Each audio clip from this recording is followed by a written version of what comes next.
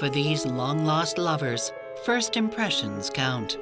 She had a very infectious smile. It drew a lot of people in. He knew what he wanted, and he would always strive for more. But beyond the manicured lawn lies something sinister. Derek! Hey, what are you doing? Derek! He'd do all his clothes in there and just set it on fire. Dad, don't! Stop it!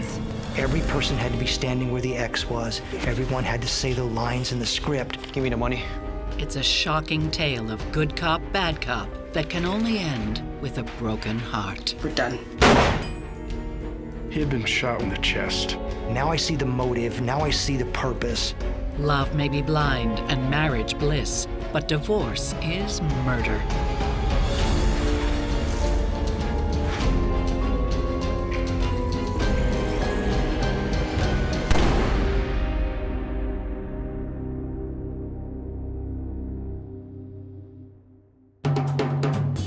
Derek Yancey is back in his hometown of Decatur, Georgia, after years on the road with his band.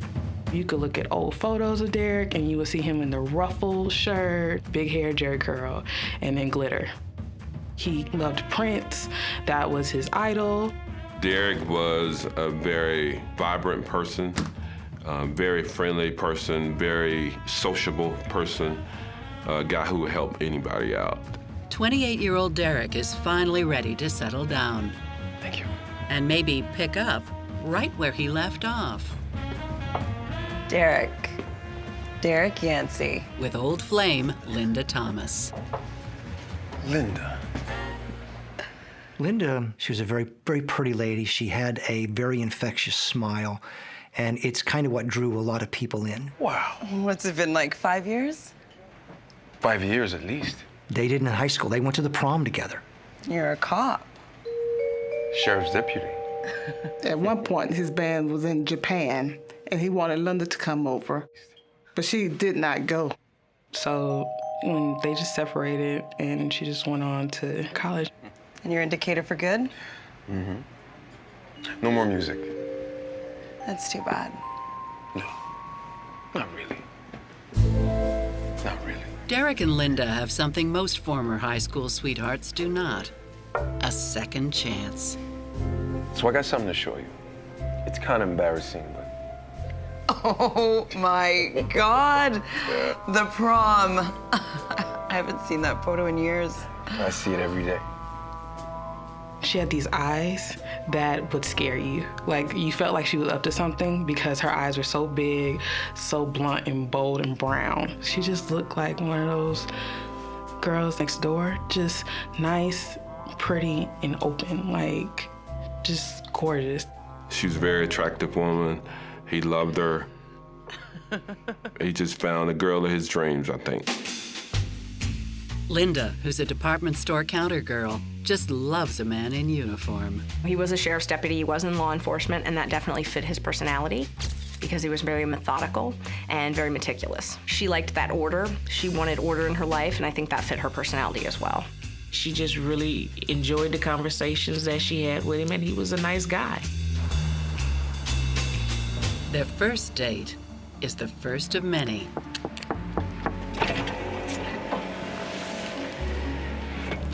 Why did I ever let you go? We all make mistakes.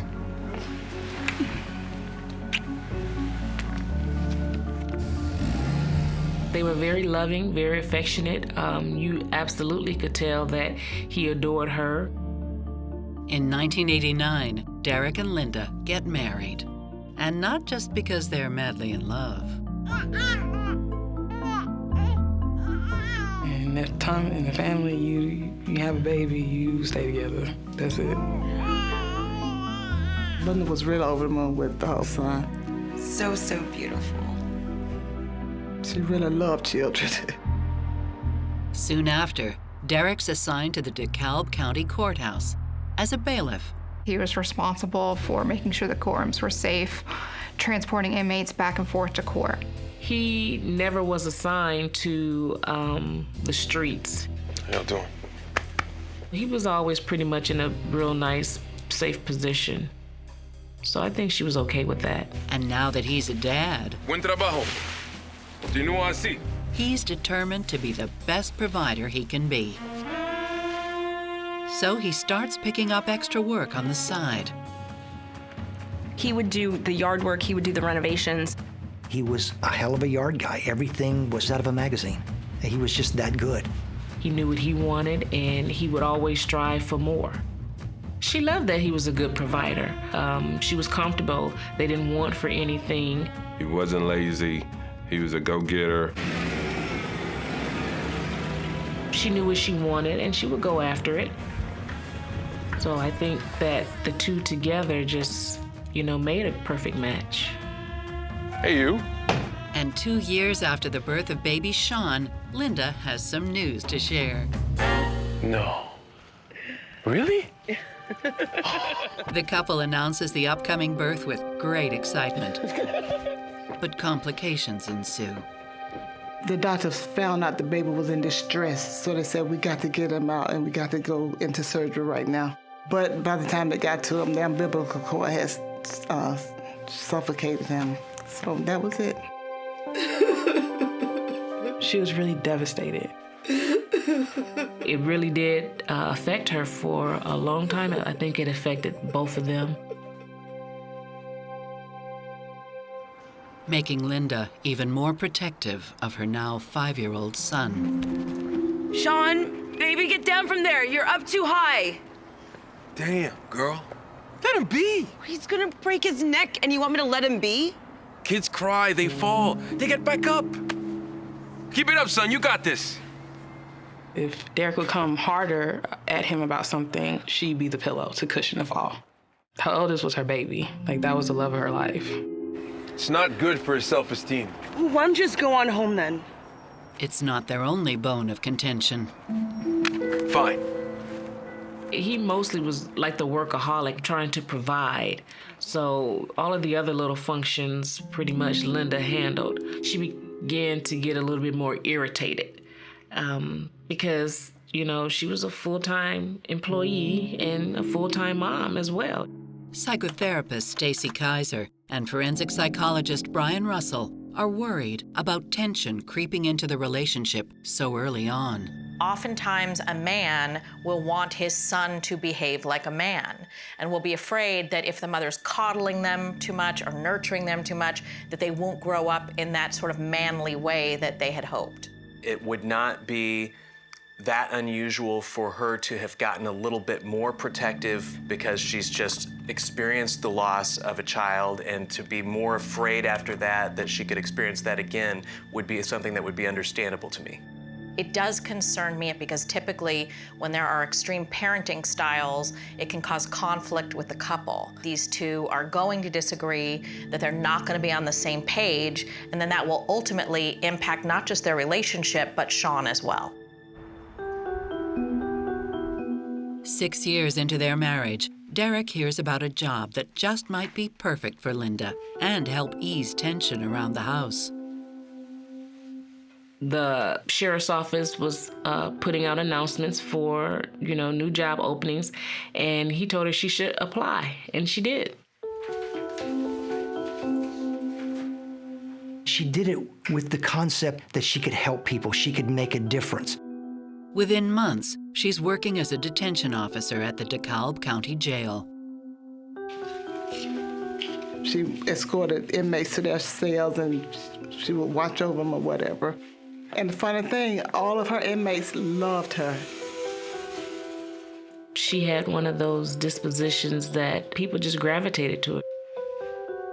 It was just like we were meant to be friends from the moment we met in jail school. The new job may bring more money to the family, but Linda finds she's also paying a price. Linda's hours were something like 3 to 11 or something crazy like that. How's Sean? Sleeping like an angel. Hey, come to bed. In a minute. For Linda, a fatter paycheck is no substitute for the hours she's missing with Sean. And there's even less time for Derek.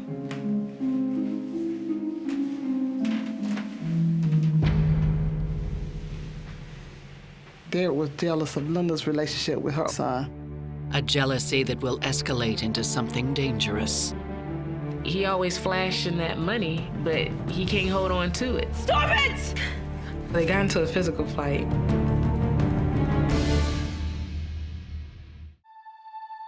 Derek and Linda Yancey's marriage is challenged when their second son arrives stillborn. And they have very different parenting approaches when it comes to their firstborn, Sean.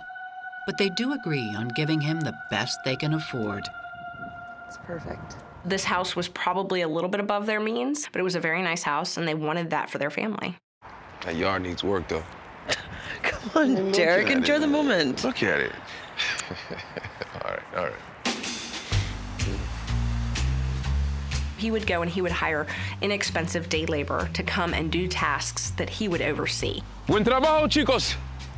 Paint, cut grass, move furniture, all the stuff that we don't want to do. Those people would do it. His yard looked like a putting green. It was perfect. I mean, literally perfect.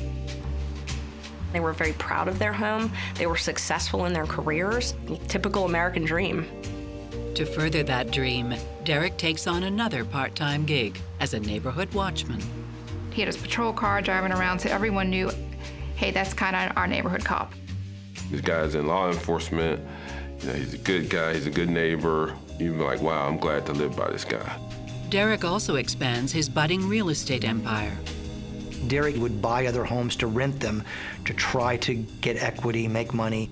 Money that he likes to throw around. Linda would say, he always flashing that money, but he can't hold on to it.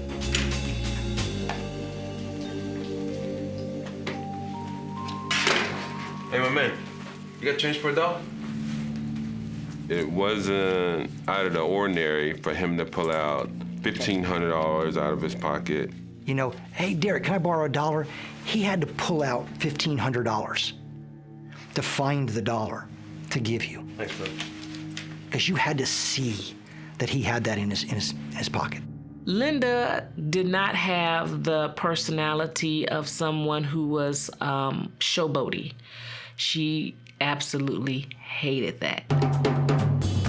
Despite their differences, Derek and Linda are delighted when their new son, Carl, arrives.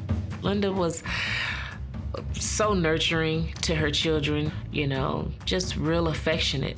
Just the mom, you know, that you would just love to have in your life. And she absolutely adored her boys. What the eldest was to Linda, the youngest was for Derek. Derek didn't treat him as harshly as he did the eldest son. This was like a fresh start. But the more Derek takes to Carl, the harder he is on Sean.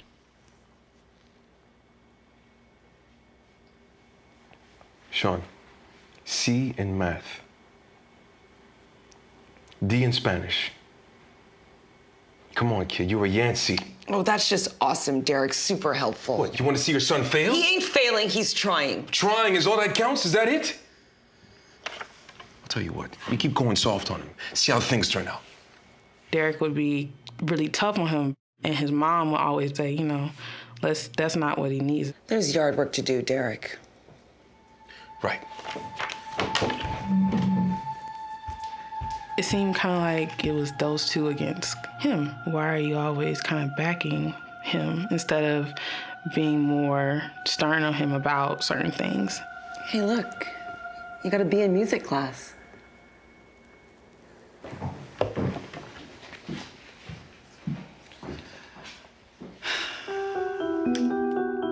It's literally almost as if Linda has sort of claimed child number one. Sean is her kid, she's nurturing that child. They sort of became kind of an alliance and grew very close together, very attached to one another. And as that happened, Derek sort of moved over here. And so the baby comes along and Derek decides, this one is mine. And in a way, that's sort of understandable to me because an infant is easier to love than a teenager. An infant hasn't rebelled yet. And so he begins to behave in a way where he puts more attention and focus on that child, which I think ultimately leads to Sean acting out. The fights stay behind closed doors, at least for now. Piece of crap. You wouldn't know what was going on because they had a unified front of how they act in front of us. Everything was neat and manicured from the outside of the house, and it wasn't on the inside. By the time Sean is 17, the Yancey's growing tensions are about to burst.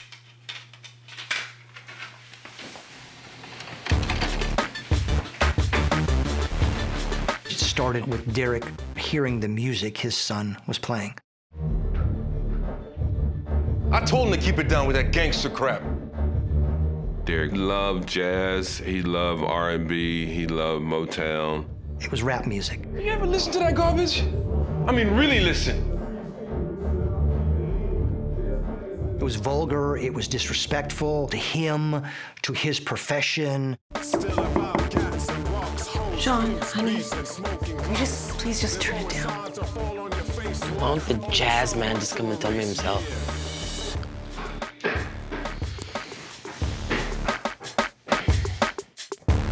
Turn it off now. I don't believe that he was trying to rebel against his dad. I believe he had just had enough. He wanted to do his own thing, and it wasn't on the path that what Derek wanted. It was almost like Derek was putting on a sitcom, and every person had to be standing where the X was. Everyone had to be dressed by wardrobe. Everyone had to say the lines in the script. It's like that.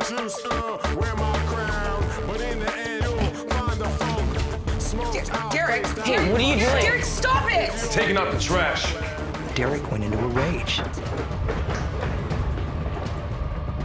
He took his son's clothes and just set it on fire. Please, Dad, don't!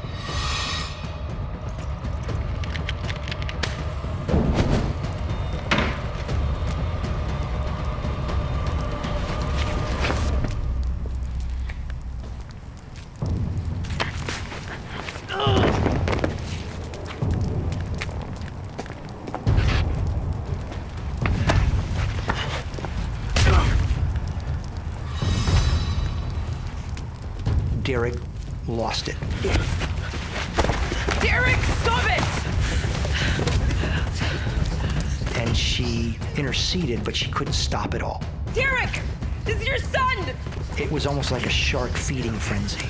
It just didn't stop. Derek just kept going. And now there's blood in the water. It's late. Overtime. He said Linda is messing around on me. There's gonna be repercussions.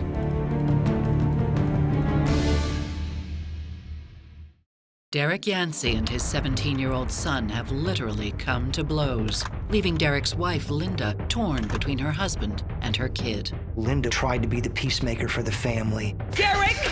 Derek! This is your son! Stop it! She got very concerned that their safety might be at issue. And she's very aware if I call 911, there's gonna be repercussions. But it's a risk Linda is willing to take. 911, what's your emergency? No, my husband and my son are in a terrible fight. It was so out of control that Linda took that extra step that she would never take. Yeah, please, come right away. She had to bring someone in to protect her children.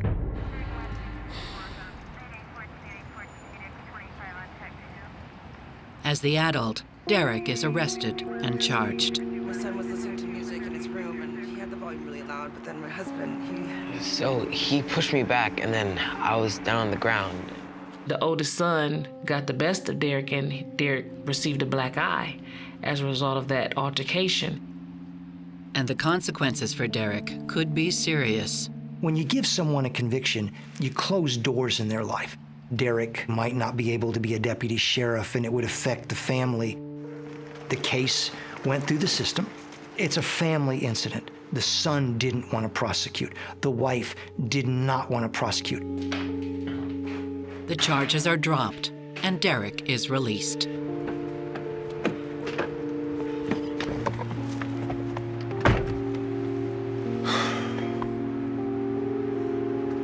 Thanks, man.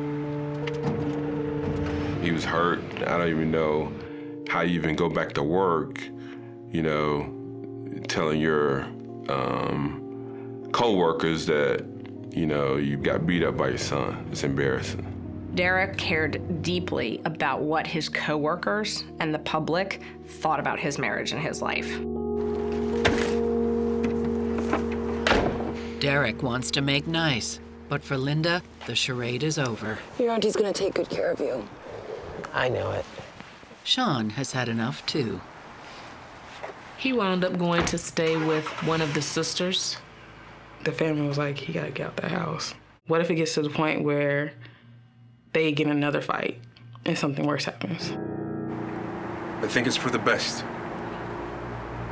You're a real jerk, you know that? She didn't know what she was gonna do, and she didn't know how she was gonna fix this relationship. Derek moved out of their bedroom down into the basement, and Linda did not visit that basement. They were married, but they wasn't husband and wife at that point. The absence of intimacy leads Derek to make the most obvious assumption, that Linda has found another man. Hey, man. Yeah. What's going on? He said Linda is messing around on me. She's seeing somebody else. There's no other explanation. I said, wow. I said, how do you know? He said, I know. I have to believe the guy that, hey, look, something's not right.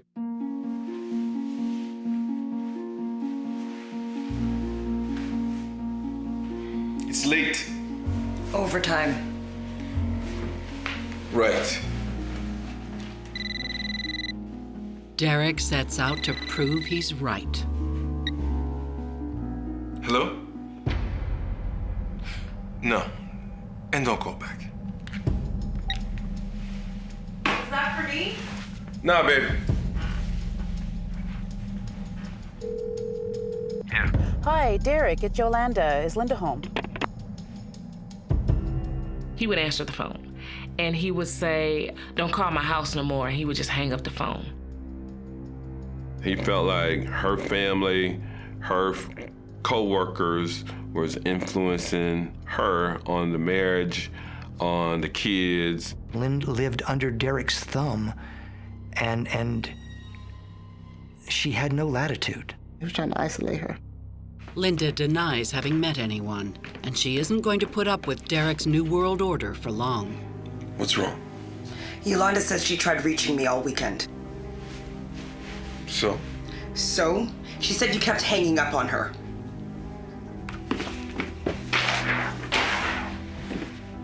Must be something wrong with the phone line. You want me to make it plain for you? Yeah. Make it nice and simple.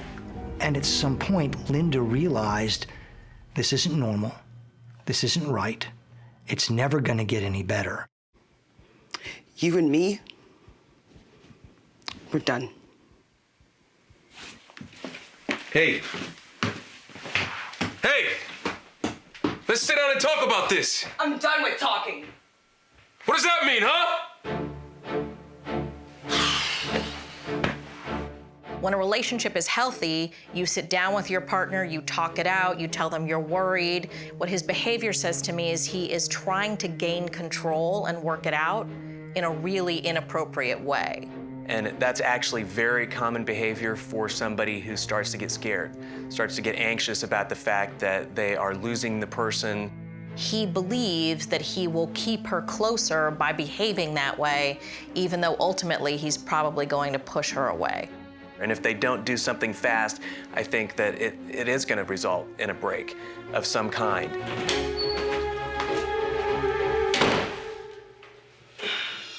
Linda considers her options, but the idea of divorce is daunting.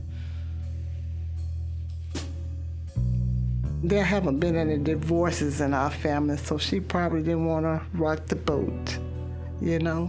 I think then that softness in her started to harden. Her heart started to harden. She wasn't going to be pushed over. But divorce isn't the only way to end a marriage. Derek? It was a family in disarray. They found the kid with a gun in his hand.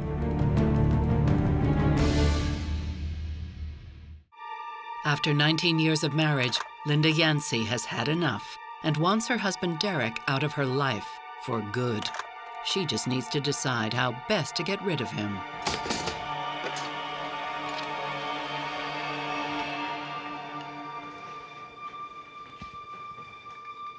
With her children away, Linda has plenty of time to think. The eldest boy, he was upstairs at my sister's house.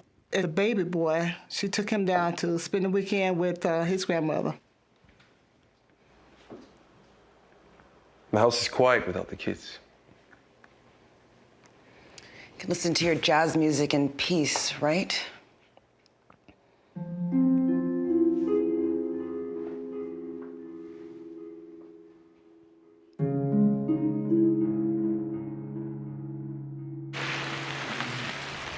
Meanwhile, for Derek, it's business as usual.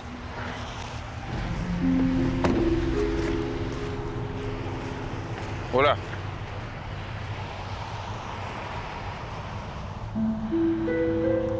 You.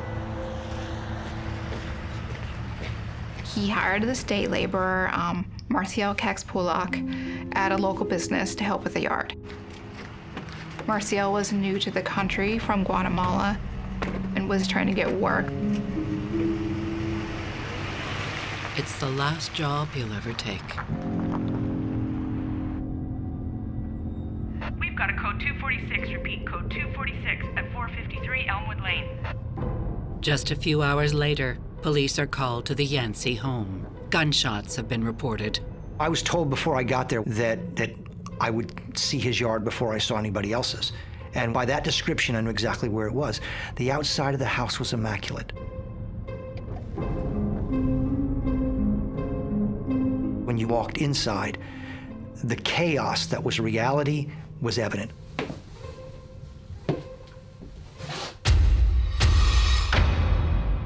We walked in about a centimeter at a time, looking around to make sure we didn't touch anything or move anything. We noticed the shell casings, noticed the grass clippings from the door.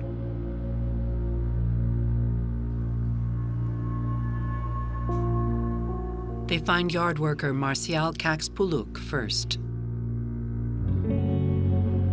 He had been shot one time in the chest.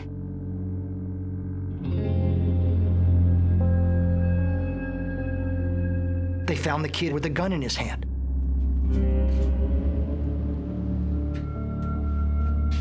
We worked our way around. We noticed where Linda was. Linda had been shot. Linda's body was maybe 6 or 7 feet from Marcial's. She was shot once in the chest and then once behind her right ear. The two deaths are as brutal as they are perplexing.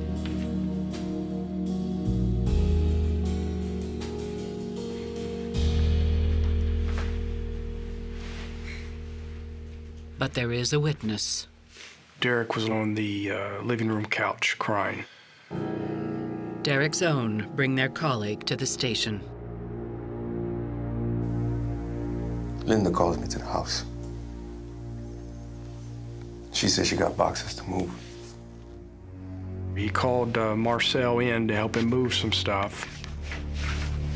My employee, Marcial, is helping me. And that's when Linda come downstairs and asked me for money. Derek, I need some money. He reached in his pocket and pulls out $2,000 to give Linda.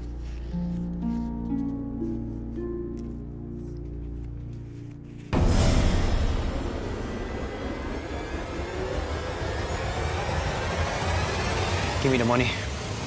Give me the money. Give me the money.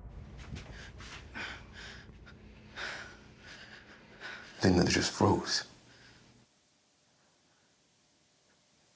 And he shot her. Just like that. Luckily, I had my service weapon on. I think it caught him off guard.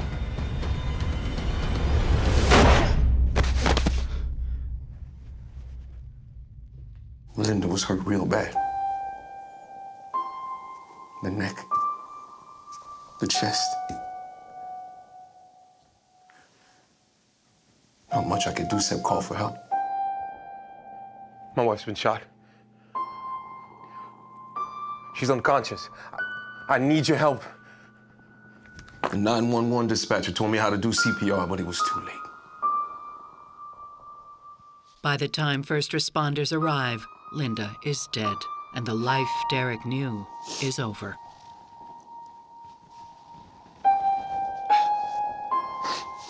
Linda's friends and family are devastated. I was in disbelief when I'm sitting there on TV and their house, that beautiful house with the beautiful grass, with the nice cars, and a whole bunch of police officers. And that's when I felt like really numb. I was absolutely devastated. Absolutely devastated. Just pure sorrow.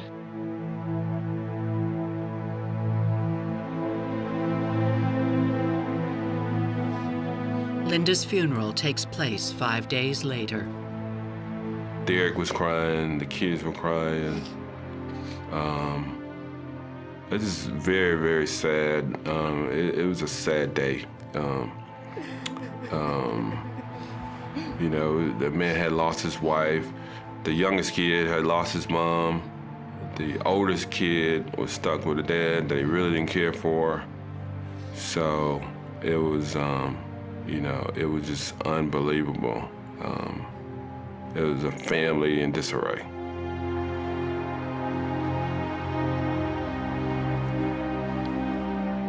As bad as tragedies are, they can create opportunities for mending relationships. It is possible that this could be an opportunity for them to come together over their grief about Linda. I think that everything we see Derek do from this point on should be about what is best for the children. How can I best console these kids? How can I best hold these kids together and help them move forward as functionally as possible?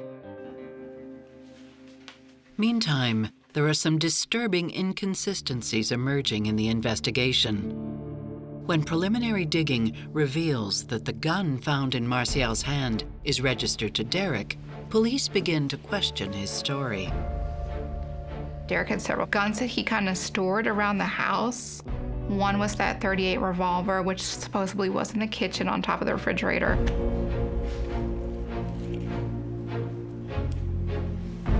Was the mustard on that? Derek says he must have taken my weapon. This young man was 5'2", 112. He was almost a kid, a teenager, and he was a kid. I don't think there's any way Martial could even seen a gun on top of the fridge in the kitchen due to his height. That's not the only problem. Give me the money. Derek said in his statement, he said, "Give me the money." Very clear, very adamant. This kid, he came from a village in the mountains of Guatemala, and he didn't know a single word of English. Linda's wounds also tell a different tale. The gun was actually pushed into her chest. The wound's different on a press contact.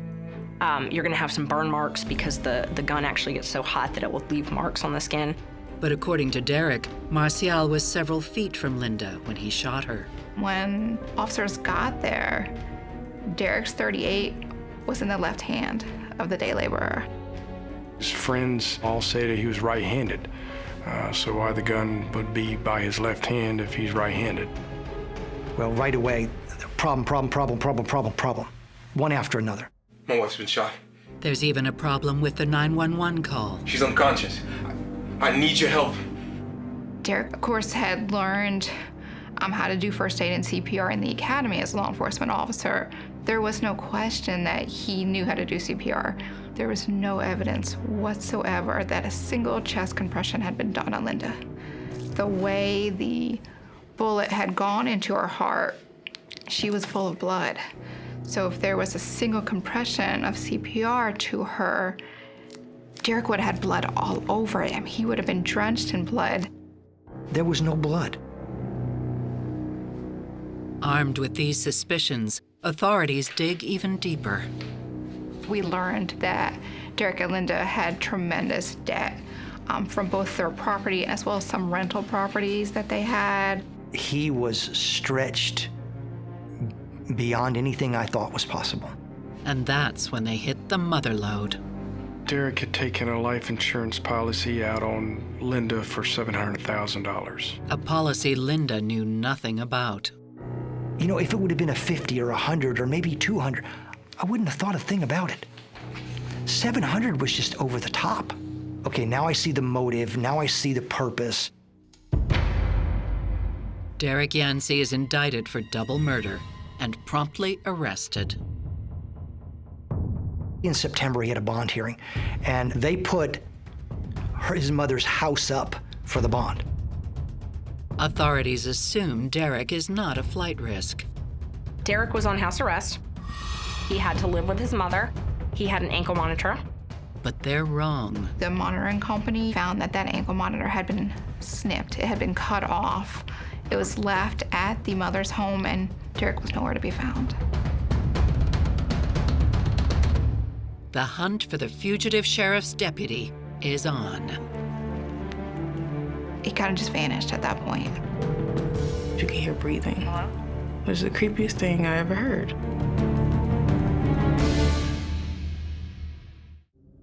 After being indicted for the murders of his wife Linda and day laborer Marcial Caxpuluk, Sheriff's Deputy Derek Yancey breaks free of his ankle monitor and goes on the lam.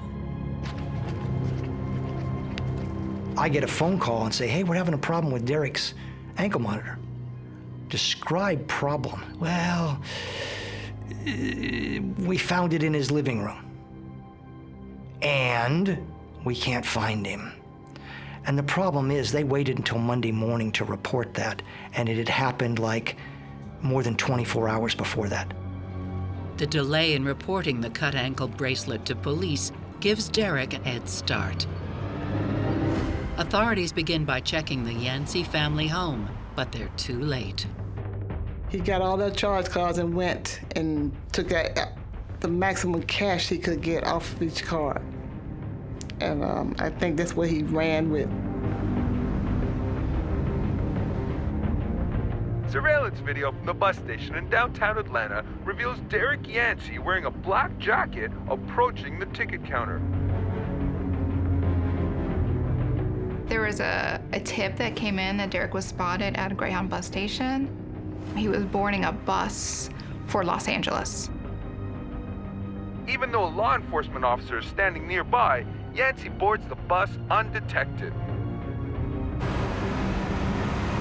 We started looking for him. We got the U.S. Marshal's office involved.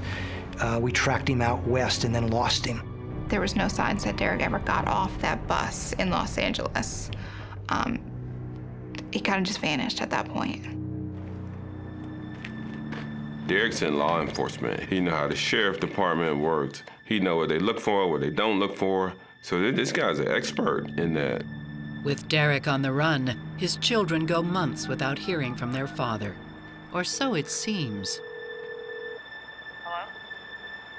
We would get a phone call. I mean, nobody would say anything, but you could hear breathing. Which is the creepiest thing I ever heard. Hello? It was always around the time that the youngest son would get back from school, because now he's living with my parents. So I'm like, I wonder if he's timed this to talk to his son.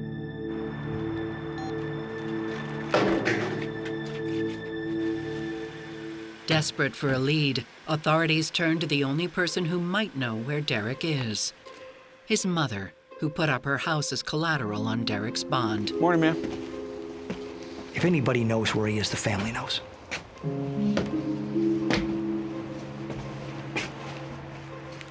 Mrs. Yancey, I'm gonna need your help. We talked to him. Do you know where he's at? They haven't heard from him, nothing. But Atlanta's finest don't believe that's true. You like your house, Mrs. Yancey? Sure, I guess. I bet Derek would want it to go to his kids when you pass. Instead of to the state. And I'll tell you, the last thing I wanted to do was take his mama's house. But we started the proceedings to take Mama's house. The pressure works, and the police get the lead they're looking for. I don't know where he's at, but I believe he did call in a couple of times. Thank you, Mrs. Yancey. We'll be checking your phone records. U.S. Marshals tracked the phone down to a small town in Belize that didn't have paved roads. He worked his way out of the country and fled through Mexico and made his way down to Belize. And that's where he finally ended up. And so we launched a crew down there. Derek was found sitting at a bar, drinking a beer. Are you Derek Yancey? And he said yes. He knew at that point that he was caught. I was very, very relieved when they were able to capture him and bring him back. Hola. Derek pleads innocence as detectives piece together what they believe happened on the day Linda and Marcial were killed. You. They picked up this guy of this caliber because he was so short. If something happened, he had to tussle with him. They figured that he can overman the guy. Marcial was cutting the grass. Derek lured Linda to the basement. Linda, come down. Derek? Derek? Derek? Derek, what are you doing? Derek, no!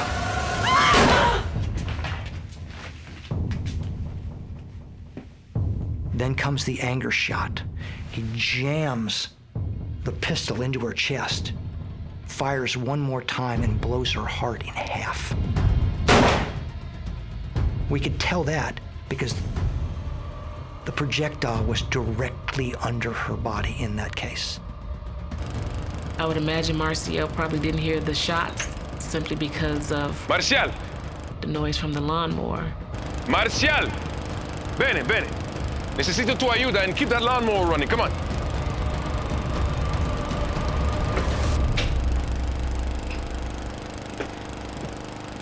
Like he was just somebody he's gonna use as a prop.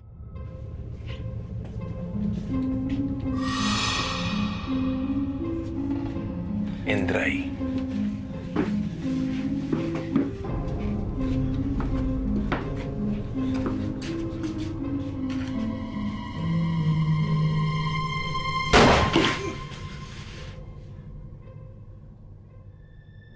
When you think about the scene, Derek planned this amazing. He thought of everything, thinking it was airtight. Derek had placed that gun in the day laborer's left hand to kind of stage the robbery. A critical mistake on Derek's part. If Derek had done his homework and had watched the day laborer, it would have been obvious whether he was right or left-handed. It's late. Overtime. Police also find no evidence whatsoever that Linda was carrying on an affair. Right. Talking to friends and looking through everything, that's not Linda's personality. Instead, her friends believe she was working overtime to save enough money for an eventual divorce. Linda had indicated on more than one occasion that I'm going to leave him in this house by himself. He loves it, let him stay here. When Derek goes to trial, more than 2 years after his wife's death, he pleads not guilty to 2 counts of murder. Between the CPR that never happened, between him being right-handed, the gun in his left, boom, boom, boom, we killed his story. And we proved that everything he said was a lie. If you're keeping score, it's 100-0. Derek was sentenced to 2 life sentences. He's not eligible for parole until he's 110 years old. So he's not getting out. His co-workers, his friends, men who had worked with him and Linda for years, ultimately had to take him into custody when that guilty verdict came down. It took me a long time to say, well, you know, he's guilty, you just gotta live with it, stop being in denial. So, that's where I'm at. I'm at peace with it. When I look at the overall picture of this situation, what I see is a person, Derek, who slowly deteriorated more and more over time. What we begin to see is a pattern where a person is literally deteriorating to the point that they become a violent killer of two people. As if it weren't depraved enough for Derek to have murdered his wife and not to have cared about the effect of that on the two children, the way in which he treats Marcial really shows us, more than anything else, the complete moral deprivation at the core of somebody as sociopathic as Derek. Linda's friends and family aren't the only ones who lost a loved one on June 9th, 2008. He came to the United States to help support his family. You know, he made that journey, and he's here finally to try to work and make a better life. And he was killed not even for a reason. Nothing he did. You know, we felt their pain as well. We didn't want Marcial's memory to get lost. As for Linda, few are likely to forget her. She was love in human form, and you felt it. I miss just her friendship. I miss seeing her face. I miss her laugh. I just miss her kindness, just her presence. The biggest tragedy is that those two sons lost their mom and their dad. They didn't need to have a fancy house. They didn't need to have nice cars. They needed their mother, and he took that from them.